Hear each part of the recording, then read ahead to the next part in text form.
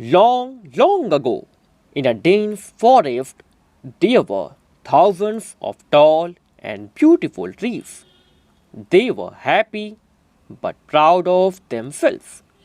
Among them, there also an ugly tree whose branches were badly twisted. Its roots had uneven curves. All the trees made fun of that ugly tree. How are you, hunchback? The other trees always shouted, and their laughter made the ugly tree feel sad. But he never raised a voice against them. The ugly tree thought, I wish I were as beautiful as the other trees. Why did God do this to me? Neither can I provide shade to the travelers, nor can the birds make their nest on me.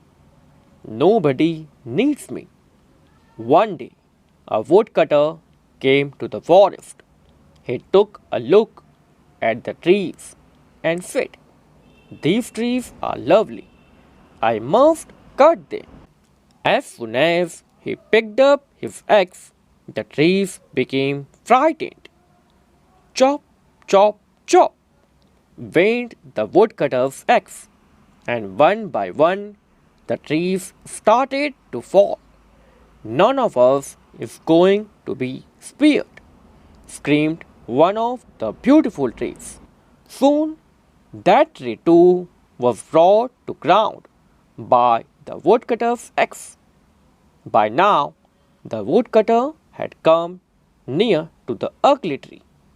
He had just raised his axe when suddenly he noticed how crooked the ugly tree was. This crooked tree seems to be useless for me.